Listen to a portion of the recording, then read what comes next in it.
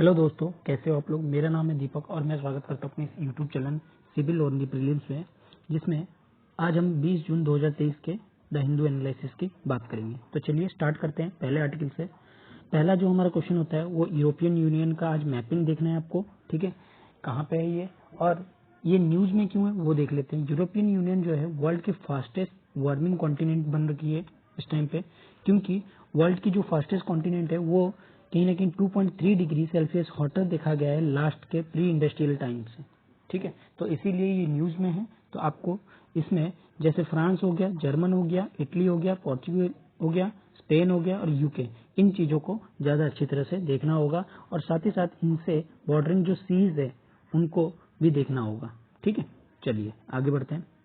जो आज की पहली न्यूज है हमारी JS1 से, archaeologist find Mesolithic era rock painting in Andhra Guntur. तो क्या हुआ है, यहाँ पे एक पीस ऑफ लैंड में इनको क्या मिला है, एक आर्कियोलॉजिस्ट चीजें मिली है, रॉक पेंटिंग मिली है जो मेसोलिथिक एरा की बताई जा रही है। ठीक है, ये जो है कब तक की है, 5000 साल पुराना जो है इसको बताया जा रहा है। और जबकि ये सर्वे कहाँ किया गया, रिवर कृष्णा वैली के पास किया गया और वहां पे ये आइडेंटिफाई किया गया। इसकी जो इमेज है वो किससे बनी है, और सी इज द रॉक पिगमेंट जो है क्ले, सैंड, फेरिक ऑक्साइड, कोरलिनाइट। कोरलिनाइट आप ये पत्थर देख सकते हैं, इस तरह की ये कोरलिनाइट होता है जो व्हाइट मिनरल्स प्रोड्यूस करता है केमिकल वेदरिंग से, एल्यूमिनियम सिलिकेट मिनरल्स जैसे कि फेल्डस्पार। ठीक है, ये आप इमेज देख सकते हैं, इस तरह की जो इमेज है आपकी मेसोलिथिक एरिया में रॉक पेंटिंग में पाया गया है। ठीक है, बस इतना आपको ध्यान में रखना है कि एक 5000 साल पुराना जो है मेसोलिथिक एरा की रॉक पेंटिंग जो है आंध्र प्रदेश के गुंटूर इलाके में पाया गया, जो कि कृष्णा रिवर वैली के पास है। ठीक है, चलिए आगे बढ़ते हैं। अगली न्यूज है हमारी, presidential rule is the last option, Manipur government will wait and watch. क्या हुआ, जैसे कि आपको पता है वहां पे कम्युनल वायलेंस चल रहे हैं, तो कम्युनल वायलेंस की वजह से यहाँ पे देखिए, सबसे पहले तो ये पॉलिटिकल न्यूज थोड़ी सी है, तो यहाँ पॉलिटिकल की बात ना करके हम सीधा प्रेसिडेंशियल रूल की बात करेंगे। ठीक है, तो क्या था, तो वहां पे बताया गया है कि अगर कुछ भी ऐसा सॉल्यूशन ना निकला तो लास्ट ऑप्शन ये रहेगा कि प्रेसिडेंट रूल लगाया जाए, और इसके लिए गवर्नमेंट, मणिपुर गवर्नमेंट कहीं ना कहीं अभी वेट एंड वॉच का रूल जो है अपना रही है, लास्ट ऑप्शन जो है अपना रही है। ठीक है, देखते हैं आगे क्या होता है। यहाँ पे जैसे कि आपको पता है दो कम्युनिटी के बीच में क्लैसेस हो रही है, कुकीज और जो आपकी मिट्टी कम्युनिटीज है उनके बीच में क्लैसेस जो है, और भी बाकी कम्युनिटीज है। ठीक है, इनके साथ जुड़ा हुआ है। यहाँ पे दो चीजों का नाम आया है, एक तो प्रेसिडेंशियल रूल और एक दूसरा AFSPA आफ्सपा। ठीक है, तो इनके बारे में दोनों को जानने की जरूरी है। तो सबसे पहले अगर हम प्रेसिडेंशियल रूल के बारे में बात करें तो देखिए प्रेसिडेंशियल रूल क्या है। प्रेसिडेंशियल रूल क्या कहता है, आर्टिकल 356 को डिफाइन करता है कॉन्स्टिट्यूशन में प्रेसिडेंशियल रूल को, जिसमें प्रेसिडेंशियल के पास पावर है कि वो किसी भी स्टेट गवर्नमेंट को क्या कर सकती है, हटा सकती है, सस्पेंड कर सकती है और वहां पे इम्पोज कर सकती है प्रेसिडेंशियल रूल को। ठीक है, अगर उसे ऐसा लगता है कि सिचुएशन जो है अराइज हो रहा है जिसमें गवर्नमेंट जो है state can not carried according with provision of constitution, अगर कॉन्स्टिट्यूशन के प्रोविजन के हिसाब से नहीं चल रही है तो उस टाइम पे जो प्रेसिडेंट है वो इस तरह के स्टैंड जो है ले सकते हैं। ठीक है, इसको हम लोग स्टेट इमरजेंसी और कॉन्स्टिट्यूशनल इमरजेंसी भी कहते हैं। और इम्पोजिशन होता है ये रूल को, no counselling of minister, there is no counselling of minister. कोई भी यहाँ पे अगर रूल इम्पोजिशन होता है तो कोई भी काउंसलिंग ऑफ मिनिस्टर नहीं होती यहाँ पे। स्टेट जो होता है डायरेक्टली फॉलो होते हैं किसके, यूनियन गवर्नमेंट के, और जितने भी सारे काम है वो गवर्नर क्या करेगा, प्रेसिडेंट के बिहाफ, यानी कि प्रेसिडेंट रिप्रेजेंटेशन किसका होगा, प्रेसिडेंट का, लेकिन उसका काम कौन करेगा, गवर्नर करेगा उस एरिया में। ठीक है, तो आपको और इसके प्रेसिडेंशियल रूल के बारे में लक्ष्मीकांत पे पूरा कंप्लीट आज उसको टॉपिक को पढ़ना है और उसको जानना है पूरे। ये तो बस छोटा सा एक वीडियो लेक्चर है, इस वजह से इतना सा कॉन्टेक्स्ट आ गया है। ठीक है, आपको पता होना चाहिए प्रेसिडेंशियल रूल क्या होता है। चलिए अगला जो है वो आपका है आस्पा। आस्पा क्या है, इसको सबसे पहले 1942 में क्विट इंडिया मूवमेंट के दौरान क्या किया था, ब्रिटिश ने प्रोमulgate किए थे, और उसके बाद जब इंडिपेंडेंस हुआ तो प्राइम मिनिस्टर जवाहरलाल नेहरू ने भी किसको, इस एक्ट को रिटेन करने की बात कही और सबसे पहले ऑर्डिनेंस लेके आए और नोटिफाई किया एक्ट 1958 को। ठीक है, आस्पा के अंदर में क्या आता है, इनेक्ट हुआ 1958 में, और ये एक्स्ट्रा ऑर्डिनरी पावर देता है और इम्यूनिटी देता है किसको, आर्म फोर्स को, जो कि डिस्टर्ब एरिया है उसको कहीं ना कहीं ठीक तरीके से मतलब डिस्टर्ब एरिया को कंट्रोल करने के लिए। ठीक है, जो इस एक्ट को है कहीं ना कहीं जो वायलेंस हो रही थी नॉर्थ ईस्ट स्टेट में 10 साल पहले, तो वहां पे कहीं ना कहीं गवर्नमेंट को डिफिकल्टी मिली थी, जिसके कारण से इसको लागू किया गया था। अगर हम इसकी मीनिंग की बात करें, arm force are authority to prohibited gathering 5 और more person in an area. जो आर्म फोर्स है वो उनके पास ये अथॉरिटी होती है, वो किसी भी गैदरिंग को रोक सकती है जहां 5 या 5 से ज्यादा लोग इन्वॉल्व है, और ओपन फायरिंग कर सकती है बिना वार्निंग के दिए हुए। ठीक है, अगर उसे ऐसा लगता है कोई पर्सन अगर किसी तरह का लॉ जो है तोड़ रहा है, कंट्रावेन कर रहा है, तो उस टाइम पे बिना किसी वार्निंग के वो क्या कर सकता है, ओपन फायर कर सकता है। अगर रीजनेबल सस्पेंशन एग्जिस्ट करती है तो आर्म जो है अरेस्ट भी कर सकता है बिना किसी वारंट के। ठीक है, और एंटर कर सकता है या सर्च प्रीमाइसेस कर सकता है विदाउट वारंट के, और बैन कर सकता है कोई भी फायर आर्म्स को। ठीक है, कोई भी पर्सन अगर अरेस्ट होता है इसके कस्टडी में तो हैंड ओवर किया जाता है ऑफिस इंचार्ज जो कि पास के पुलिस स्टेशन होता है, और रिपोर्ट डिटेलिंग की जाती है circumstances led to the arrest, जो वो सर्कमस्टेंस था किस हिसाब से अरेस्ट किया गया वहां पे वो बताई जाती है। ठीक है, तो ये आस्था और प्रेसिडेंशियल रूल के बारे में कुछ चीजें थी। चलिए आगे बढ़ते हैं। अगला न्यूज है हमारा, Ladakh leader meet union ministry demand statehood. देखिए यहाँ क्या हो रहा है, जो लद्दाख लीडर है कहीं ना कहीं वो यूनियन मिनिस्टर से मिले और उन्होंने कहीं ना कहीं स्टेटहुड की मांग की, और दूसरी चीज इनको शेड्यूल 6 में लाने की भी डिमांड कर रहे हैं। ठीक है, इसी की वजह से यहाँ क्या चल रहा है, प्रोटेस्ट चल रहा है, और यहाँ कॉन्स्टिट्यूशन जो प्रोविजन है वो प्रोवाइडेड है उनको ट्राइबल एरिया में घोषित करने की बात भी की जा रही है। ठीक है, अब देखिए क्या है आपके 6 शेड्यूल कहता है, आर्टिकल 244 कहता है, 6 शेड्यूल जो कि आर्टिकल 244 के प्रोवाइड करता है ऑटोनोमस एडमिनिस्ट्रेटिव डिवीजन। ठीक है, ऑटोनोमस एडमिनिस्ट्रेटिव डिवीजन प्रोवाइड करता है ऑटोनोमस डिस्ट्रिक्ट काउंसिल में। ठीक है, काउंसिल के साथ यहाँ पे कुछ लेजिस्लेटिव होती है अपनी, कुछ जुडिशरी होती है, एडमिनिस्ट्रेटिव अथॉरिटी होती है जो कि स्टेट में होती है, उसी स्टेट में होती है। ठीक है, 6 शेड्यूल में स्पेशल प्रोविजन है एडमिनिस्ट्रेशन ऑफ ट्राइबल एरिया की, जिसमें 4 नॉर्थ ईस्ट स्टेट आते हैं, जिसमें असम, मेघालय, त्रिपुरा और मिजोरम, इनकी बात की जाती है सिर्फ। ठीक है, इसीलिए ये लोग मांग कर रहे हैं कि हमें भी स्टेटहुड का दर्जा जो क्या नाम है शेड्यूल 6 में हमें जगह दी जाए। ठीक है, लद्दाख की। चलिए आगे बढ़ते हैं। अगला है uniform civil code part of directive principle of state policy से राजनाथ सिंह। देखिए राजनाथ सिंह कह रहे हैं कि यहाँ पे यूनिफॉर्म सिविल कोड कहीं ना कहीं जो है क्या है, is uniform civil code not directive principle constitution of India. क्या uniform civil code directive principle में नहीं है? तो कहीं ना कहीं वो बात कर रहे हैं कि यूनिफॉर्म सिविल कोड लाने की, जैसे कि आपके गोवा में है। ठीक है, और कुछ हद तक आपके गुजरात में भी देखने को मिलता है। ठीक है, तो ये इसी चीज को कह रहे हैं। तो यहाँ पे 2 चीज बताई गई कि uniform civil code against spirit of the constitution. Muslim bodies जो कह रही है कि यूनिफॉर्म सिविल कोड जो है वो कहीं ना कहीं उनके कॉन्स्टिट्यूशन के अगेंस्ट है, स्पिरिट के अगेंस्ट है। ठीक है, क्यों? क्योंकि अगर सारी चीजों को एक जैसा कर दिया जाएगा तो कहीं ना कहीं उनकी जो वैल्यूज है, जो अलग अलग रिचुअल्स है, जिस तरह से मानते थे, वो कहीं ना कहीं चेंज होता नजर आएगा अगर एक ही साथ वो उसको कर दिया जाए, यूनिफॉर्म सिविल कोड लेके आ जाए। इससे अच्छा होगा कि आप क्या करिए, उनमें जो बेटर, ज्यादा बेटर ये होगा कि जो वायलेंस है उनके बीच में जो दूरियां हैं उनको कहीं ना कहीं थोड़ा सा खत्म करने की ज्यादा कोशिश करनी चाहिए। अभी फिलहाल तो यूनिफॉर्म सिविल कोड लाना जरूरी है, लेकिन उसके साथ साथ जो लोगों के बीच में डिसकंटेंट है उसको भी खत्म करना जरूरी है। ठीक है, अगर बात की जाए यूनिफॉर्म सिविल कोड की तो क्या बताया जाता है, यूनिफॉर्म सिविल कोड जो है फॉर्मुलेशन किया गया था वन लॉ ऑफ इंडिया के लिए, जो एप्लीकेबल है सभी रिलीजियस कम्युनिटी के लिए, चाहे वो मैरिज हो, डिवोर्स हो, इनहेरेंट हो, एडॉप्टेशन हो। ठीक है, अगर इसकी ओरिजिन की बात की जाए, ये कॉलोनियल इंडिया के टाइम पे किया गया था, जो ब्रिटिश गवर्नमेंट ने अपनी रिपोर्ट सबमिट की थी 1835 में। ठीक है, उन्होंने कहीं ना कहीं स्ट्रेस दिया था किस पे, uniformity of the codification of Indian law के ऊपर, जिसमें जो लॉ किसमें लगाने की बात की जाती, क्राइम पे, एविडेंस पे, कॉन्ट्रैक्शन पे। स्पेसिफिक रिकमेंडेशन जो दिया गया था इस पर्सनल लॉ से, वो हिंदूज और मुस्लिम को इसमें जो इनकी जो पर्सनल लॉ है उनको कहीं ना कहीं इससे अलग रखने की भी बात की गई थी। अगर बात की जाए, अगर increase in legislature dealing personal issue as far end of British rule force to form BN Rao committee codify Hindu law 1941 को BN राव ने भी इस कमेटी को जो कमेटी बनाई गई थी BN राव के अंडर में, उसने भी हिंदू लॉ को कोडिफाई किया 1941 के। जो टास्क है हिंदू लॉ कमेटी का, उसने कहीं ना कहीं एग्जामिन किया था कि हमारे में हिंदू लॉज जो होनी चाहिए वो कॉमन होनी चाहिए कि नहीं होनी चाहिए। इस कमेटी ने according with scripture recommendation Codify किया था हिंदू लॉ को, जो इक्वल राइट देता है किसको, वुमेन्स को। जो 1937 है, एक्ट ने क्या किया, रिव्यू किया इसको, और कमेटी की recommendation, committee recommended a civil code of marriage and succession of Hindu. इसमें बात की गई, क्या की गई, जो सिविल कोड है उसको कहीं ना कहीं मैरिज और सक्सेशन ऑफ फॉर हिंदूज के लिए लाया जाए। जो कॉन्स्टिट्यूशन प्रोविजन है आर्टिकल 44 की बात की जाती है, जिसमें एंडेवर टू प्रोवाइड और its citizen uniform civil code throughout the territory of India. जितने भी टेरिटरी ऑफ इंडिया में जितने लोग रह रहे हैं, जो सिटीजन रह रहे हैं, उनके लिए सिविल कोड लाने की बात की जाती है। और 37 बताया जाता है स्टेट्स जो है इनके लिए काम करेगी सुटेबल लेजिस्लेशन बनाने के लिए।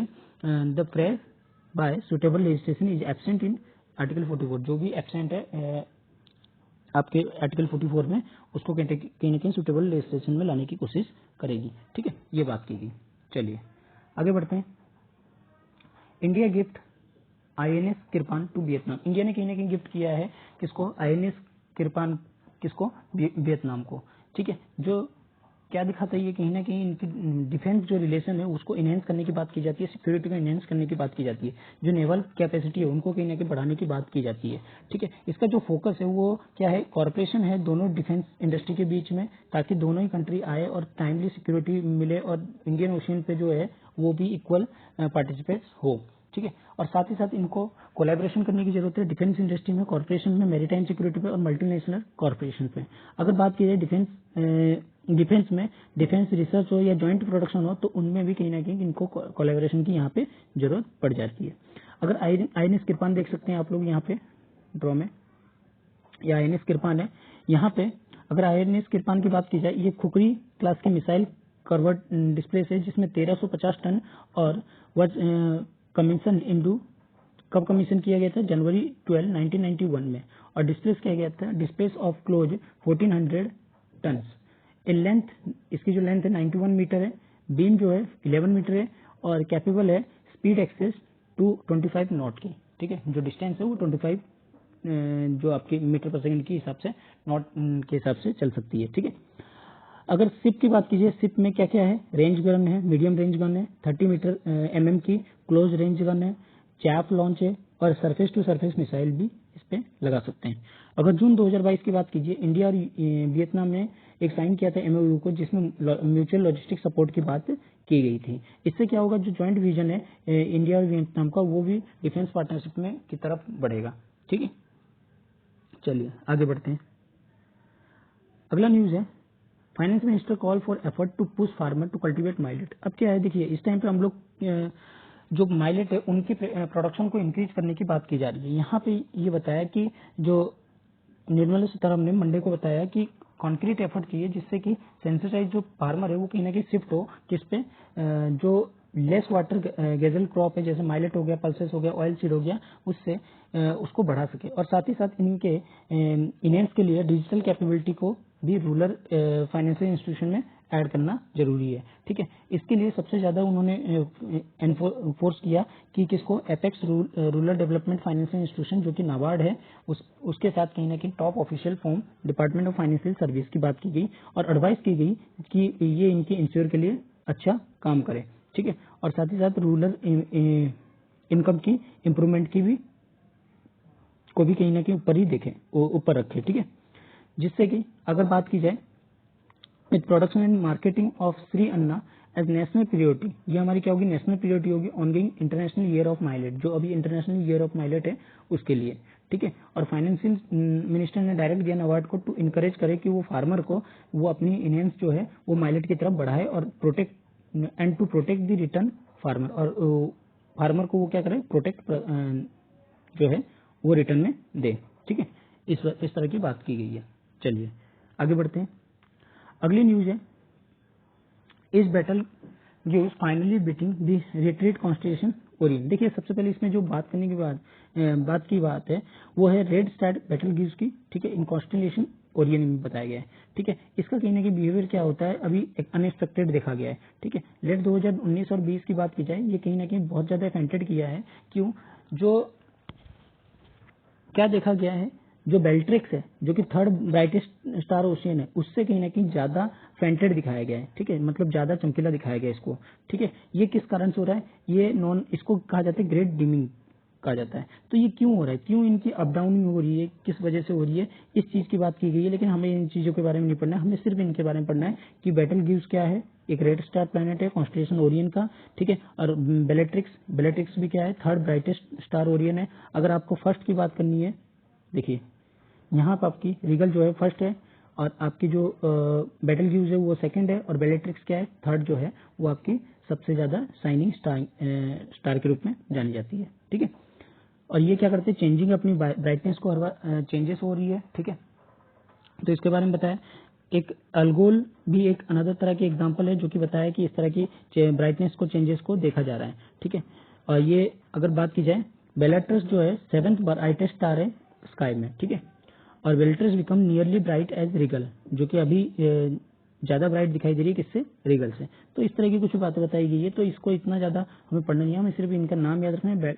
बेटलग्यूज, अगर इस तरह से क्वेश्चन आते हैं, बेटलग्यूज, बेलाट्रिक्स और रिगल, ये किसके नाम है, तो आपके ओरियन कॉन्स्टलेशन के पार्ट है। ठीक है, स्टार्स के नाम है। अगर बात की जाए यहाँ पे सुपरनोवा प्रोड्यूस हाई एनर्जी, एक बात बताइए, सुपरनोवा जो है हाई एनर्जी पार्टिकल प्रोड्यूस करती है जिससे कॉस्मिक रे जो है कहते हैं। ठीक है, which can be get sealed earth of magnetic field, जो अर्थ के लिए क्या बनता है, एक सील्ड बनता है मैग्नेटिक फील्ड का। ठीक है, ये बस इतना ही जानने की जरूरत है। ठीक है, चलिए आगे बढ़ते हैं। Phonons in chopping blocks are sounding particle quantum too. देखिए क्या बताया जा रहा है, जो हमारी सुपर कंप्यूटर है या क्वांटम कंप्यूटर है, उनमें कहीं ना कहीं यूज की जाती है किसको, क्यूबिट के। ठीक है, वो बेसिक यूनिट है उसको फॉर्मेशन के लिए, और साथ ही साथ इनके क्या कहा गया, the packet of vibration energy, जिसको फोनॉन्स कहते हैं। तो वाइब्रेशन एनर्जी किसे कहते हैं, phonon is the packet of vibration energy और photon is the packet of light energy. ठीक है, दोनों चीज में डिफरेंस ध्यान रखना कि फोनॉन वाइब्रेटिंग एनर्जी को कहते हैं और फोटोन जो कहते हैं लाइट एनर्जी को कहते हैं। ठीक है, क्वांटम कंप्यूटर जो है यूज करता है क्या, क्यूबिट को, जिससे कि इसकी बेसिक यूनिट है इंफॉर्मेशन की, उसकी जो एक इलेक्ट्रॉन की तरह काम करता है, एक collection of particle. Quantum system engineer behave like a particle, एक पार्टिकल की तरह बिहेव करता है। पार्टिकल जो है वो लार्ज ऑब्जेक्ट जैसे कि सेमीकंडक्टर हो गया क्लासिकल कंप्यूटर में, तो can not because they guided rule quantum physics. For example these rules allow each qubits to value on off same time. देखिए कुछ ऐसे एग्जाम्पल भी है जो ये रूल बताते हैं कि जो प्रत्येक हर एक क्यूबिट है वो कहीं ना कहीं अपनी एक वैल्यू रखता है ऑन और ऑफ में उसी टाइम में। ठीक है, तो यहाँ पे ये बता दिया है क्वांटम कंप्यूटिंग जो है इन्फॉर्मेशन देता है, इनकोडेड करता है कुछ प्रॉपर्टी को, जैसे पार्टिकल हो गए, जैसे कि इलेक्ट्रॉन स्पिन को हो गया, इन चीजों को ये क्या बताता है, आपके इन्फॉर्मेशन जो है इनकोडेड करता रहता है। ठीक है, जिसके कारण से जो क्वांटम कंप्यूटर है वो एक्सपेक्टेड किया जाता है, जो इसकी परफॉर्मेंस है कॉम्प्लिकेटेड कैलकुलेशन को, वो कहीं ना कहीं ठीक होती है, नजर आती है। ठीक है, जो कि हम आज हमें सुपर कंप्यूटर में देखने को मिल रही है। Other forms of quantum computing जो देखा जाता है वो लीनियर ऑप्टिकल क्वांटम कंप्यूटिंग दिखाया जाता है, जिसमें यूज किया जाता है किसकी, फोटोन की, जो पार्टिकल्स ऑफ लाइट है। ठीक है, इसको क्यूबिट एज ए क्यूबिट की तरह, क्यूबिट भी इसको भी क्यूबिट की तरह देखा जाता है। Just like different information can be combined and process by encoded them electronic and then have electronic interact different way. ये क्या करता है, जो इन्फॉर्मेशन है उसको क्या करता है, कंबाइन करता है एंड प्रोसेसिंग करता है, इनकोडिंग करता है उनको किसमें, इलेक्ट्रॉन्स में, और उसके बाद इलेक्ट्रॉन को इंटरेक्ट करता है अलग तरह के वेज में। ठीक है, अगर हम लीनियर ऑप्टिकल क्वांटम कंप्यूटिंग की बात करें, ये यूज करता है किसका, ऑप्टिकल इक्विपमेंट का, जैसे कि आपके मिरर हो गया, लेंस हो गया, स्प्लिटर हो गया, वेव प्लेट्स हो गया। अब स्प्लिटर में दिखा देता हूँ, इस तरह की स्प्लिटर होती है, ये आपकी स्प्लिटर है। ठीक है, ये आप देख सकते हैं, इस तरह की स्प्लिटर होती है जिसमें कि एक इन का ऑप्शन होता है और उसके बाद यहाँ से 4 आउट के ऑप्शन होते हैं, या फिर 2 हो सकते हैं, 3 हो सकते हैं, जितने भी करना चाहे वो कर सकते हैं। ये आपका एक स्प्लिटर का काम करता है। अगर बात की जाए जो आपके वेव प्लेट्स की, वेव प्लेट्स आपकी ये होते हैं, ये रहा आपके वेव प्लेट्स। ठीक है, इस तरह के वेव प्लेट्स होते हैं। ठीक है, चलिए आगे बढ़ते हैं। तो प्रोसेस करता है इंफॉर्मेशन को। ठीक है, अगर बात की जाए रिसर्च जो है वो मैनिपुलेट कर रहा था कि इलेक्ट्रॉन जो है यूजिंग किया जाता है इलेक्ट्रिक करंट में, मैग्नेटिक फील्ड में, और photon with mirror and lens, they needed new tools manipulated phonons. क्या बात की जा रही है, जब रिसर्चर ने मैनिपुलेट किया कि इलेक्ट्रॉन जो है यूज किया जाता है इलेक्ट्रिक करंट और मैग्नेटिक फील्ड में, और जो फोटोन्स है वो फोटोन्स के साथ क्या किया जाता है, मिरर, लेंस, ये सब यूज किया जाता है जब उनको मैनिपुलेट करना है फोनोन्स को।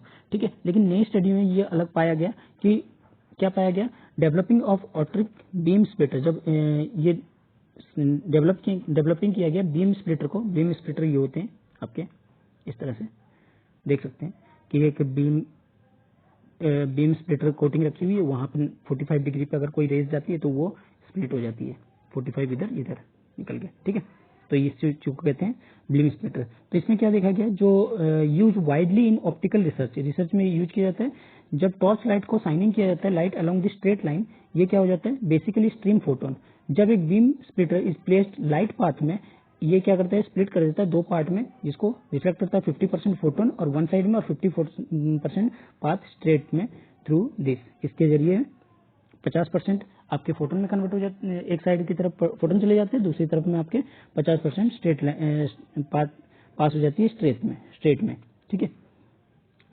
अगर 1 मिलियन फोटोन जो है होते हैं इसके अंदर, अगर साइनिंग कर रही हो कोई चीज, यू साइन 1 मिलियन फोटोन का अगर साइन करते हो तो आप क्या देखते हो, 2 बीम जो होती है 5-5 लाख की, वो 10 लाख अगर फोटोन की अगर बात करें तो 10 लाख फोटोन अगर क्रिएट करते हो तो ये 5-5 लाख के फोटोन में क्या होते हैं, डिफ्लेक्ट कर देते हैं, जो कि मैंने आपको यहाँ नीचे दिया बताया, ठीक है। इधर 50%, इधर 50%, ठीक है।